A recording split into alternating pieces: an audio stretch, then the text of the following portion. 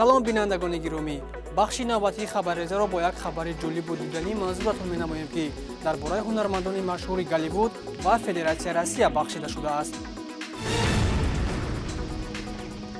дар Федератсияи Россия миёни ҳаводорону алоқамандони синемо маросими овоздиҳии ҳунармандони Голливуд ва ҳунармандони машҳури Россия баргузор гардид. Ба гуфтаи ҳаводорони синемои Россия, Леонардо Ди Каприо ҳамчун ҳунарманд дар синемои хориҷӣ дар 10 солаи охир таъсири калон гузоштааст.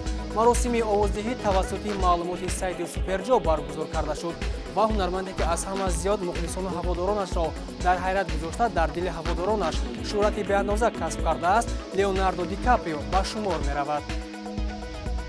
ситораи филмҳои зиндамонда ва бори дар Голливуд Леонардо Ди Каприо аз ҷониби ҳаводоронаш 12% овоз гирифтааст, ки ин миёни дигар ҳунармандони машҳур мақоми аввал мебошад. ҳамчунин ҳунарманд Ҷонни Депп бо дастгирии 10% ҳаводоронаш мавқеи дуввумро гирифт. пас аз он Роберт Дауни хурдӣ, Бред Питт ва Ҷеки Чан бо гирифтани аз 5 то 3% овоз мавқеи сеюмро гирифтаанд. дар байни ҳунармандони зан Анҷелина Ҷоли бо гирифтани 14% овозҳо пешсаф ҳисобида мешавад. ҳамчунин Ҷулия Робертс, Кристен Стюарт ҳар кадоме бо 3% овоз ва Скарлетт Йоханссон, Милла Йовович ва Мерил Стрип бо гирифтани 2% овоз ба ҷои сеюм гузаштанд. инчунин пурсиши алоҳида миёни ҳаводорони ҳунармандони Федератсияи Россия гузаронида шуд, ки байни мардон ҷои аввалро Константин Хабенский ва Александр Петров ҳарду бо гирифтани 10% овоз ба ҷои аввал даст ёфтанд. мавқеи дуюмро бошад ба ҳунарманд Сергей Безруков ва Данила Козловский бо дастгирии 7% овози ҳаводорон ва мақоми сеюм ба Владимир Машков бо гирифтани 6% овоз маълум гардиданд. дар байни занҳо бошад Светлана Ходченкова бо гирифтани 13% овоз ва пас аз он Чулпан Хаматова, Екатерина Климова ва Елизавета Боярская ҳар кадоме бо гирифтани аз 4 то 3% овоз маълум гардиданд. бояд қайд намуд, ки дар маросими овоздиҳӣ 1600 нафар иштирокчӣ қарор доштанд. студияи Союзмультфилм аз персонажҳои нави филми аниматсионии машҳури «Ҳоло ист» хабар дод. дар мавсими нави филми тасвирии мазкур бинандаҳо бо образи Гурбаша ошно хоҳанд шуд. ҳамчунин барои иҷрои садои нақши Гурбаша дар филм кастинги умуми россиягӣ баргузор мегардад, ки дар он шахсоне аз 6 сола боло иштирок карда метавонанд. маълумоти пурра дар идома. даври аввали ин қисмати филм аз сайёҳат ва таътили қаҳрамонҳо қисса мекунад. гуфтанд ба маврид аст, ки нақши гургро ҳунарманд Гарик Харламов ва харгӯшро ҳунарманд Дмитрий Хрусталёв овоз медиҳанд.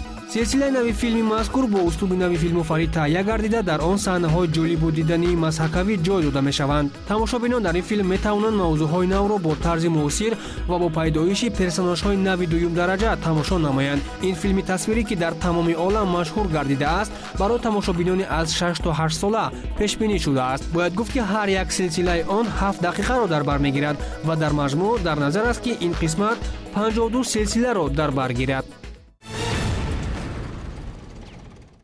ҳунарманд Джейсон Стейтем дар филми нави драмаи криминалӣ, ки нимнигоҳи маҳзун унвон дорад, тасмим гирифтааст дар он нақш бозад. ҳоло дар бораи иштироки ин ҳунарманд гуфтушунидҳо ҷараён дорад. ҷузъиёти пурраи филм низ ҳанӯз маълум нест. танҳо маълум гардид, ки мавзӯи он дар бораи мафияи Россия, ки дар Лондон амал мекунад, таҳия мегардад. филм дар кори коргардонии Мартин Занвлиет таҳия мешавад ва филмномаашро Стивен Найт рӯи авроқ хоҳад овард. Джейсон Стейтем ҳунарманди машҳур дар 54 филмҳои гуногун жанр, аз ҷумла филмҳои муҳорибавӣ нақшофарӣ намудааст. охирон филме, ки ӯ нақшофарӣ намудааст, филми «Форсаж Хоббс ва Шоу» мебошад, ки дар он бо Дуэйн Ҷонсон нақши асосиро иҷро намуда буданд. бояд гуфт, ки ин филм бо харҷи $200 миллион рӯй кор омада, пас аз нахуст намоишаш зиёда аз $759 миллион ба хазинааш даромад овардааст. ҳунарманд ва ҳамзамон филмноманавис Силвестр Сталлоне дар идомаи филми «Дастаи худкушҳо» ба яке аз нақшҳои асосӣ роҳ ёфт. дар ин бора худи ҳунарманд дар сомонаи иҷтимоии инстаграми худ нақл кардааст. филм дар кори коргардонии Ҷеймс Ган рӯй кор омадааст.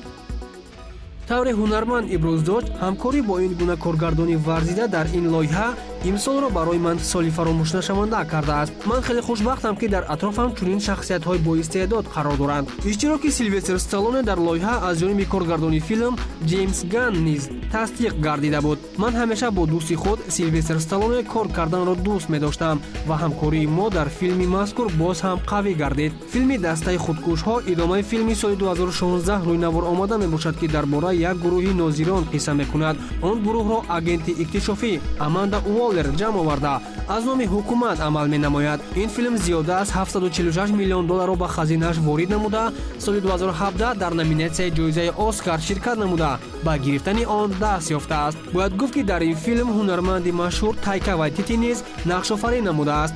Нахустнамоиши филми мазкур 4 августи соли 2021 дар назар аст. ин чанде аз хабарҳои хориҷи кишвар буд, ки манзуратон намудем. Агар мехоҳед, ки аз навидҳои синамогарон, ҳунармандон ва филмҳои наве, ки ба тозагӣ рӯи экранҳои синемо омадаанд, маълумот гиред, пас ба гири бахши мо бошед. барномаи хабарию таҳлилии иттилоъ бошад идома дорад.